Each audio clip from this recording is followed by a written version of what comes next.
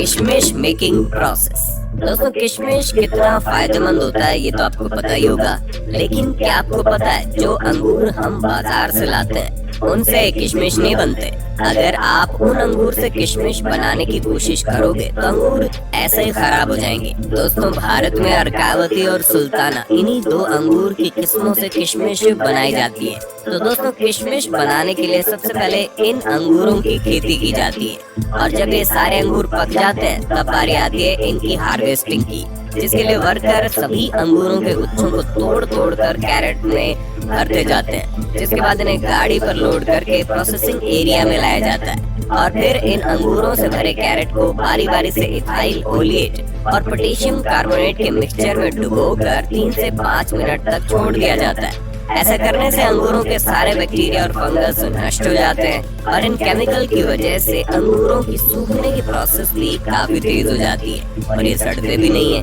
फिर इन अंगूरों को केमिकल में भिगाने के बाद इन्हें सुखाने के लिए एक जालियों का सेट बनाया जाता है और इन जालियों पर अंगूरों को अच्छी तरह फैला दिया जाता है। अंगूरों को डायरेक्ट धूप लगने से खराब हो जाते हैं, इसलिए इन जालियों के रूम को छायादार बनाया जाता है और फिर इन अंगूरों को 10 दिन सुखाने के बाद ये सल्फर प्रोसेस के लिए रेडी हो जाते हैं, जिसके लिए जालीदार रूम को पूरी तरह से पैक कर दिया जाता है ताकि सल्फर का धुआं बाहर न जा सके। उसके बाद रूम में थोड़ी थोड़ी दूरी पर गड्ढा करके उसमें भूसे को डालकर उस पर सल्फर पाउडर डाल दिया जाता है और फिर सल्फर को जलाने के लिए उस पर जलता हुआ कोयला डाल देते हैं। ऐसा करने से रात भर सल्फर का धुआं अंगूरों पर लगता रहता है, जिसकी वजह से अंगूर तेजी से सिकुड़ने लगते हैं और इसके बाद अगले दिन इस रूम को खोल दिया जाता है और फिर अंगूरों को 4 से 5 दिन सूखने के लिए छोड़ दिया जाता है और जब सभी अंगूर सूख कर पूरी तरह से किशमिश बन जाते हैं तो इन किशमिश को निकाल कर कैरेट में भर लिया जाता है। इसके बाद इनकी सफाई करने के लिए इन्हें प्रोसेसिंग फैक्ट्री में लाया जाता है।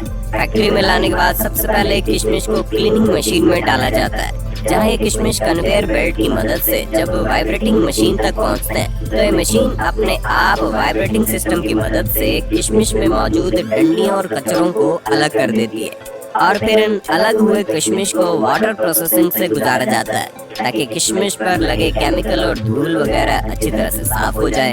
और क्लीनिंग पूरी तरह से कंप्लीट होने के बाद इन गीले गीले किशमिश को ड्रायर मशीन में सुखाया जाता है और फिर किशमिश सूख जाने के बाद फाइनली इनकी पैकिंग करके इन्हें मार्केट में भेज दिया जाता है। तो प्रोसेस शुरू होता है वाइन बनाने का।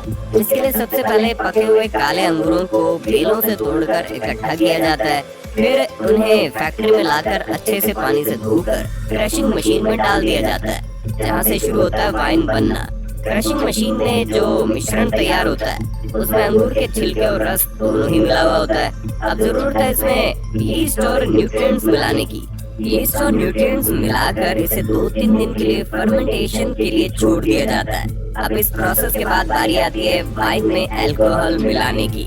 नॉर्मली वाइन में 15 से 20% अल्कोहल फर्मेंटेशन किया जाता है। उसके बाद बचे हुए अंगूरों को थ्रेशर मशीन में डालकर 2 टन थ्रेशर के साथ प्रेस किया जाता है। उसके बाद वाइन को छानकर एजिंग के प्रोसेस के लिए भेज देते हैं। वाइन एजिंग का प्रोसेस सालों में पूरा होता है, जिसके लिए तैयार वाइन को लकड़ी के बाइनरों में सालों तक स्टोर करते हैं। उसके बाद फाइनली वाइन रेडी हो जाती है और उन्हें पैकिंग करके मार्केट में भेजा जाता है।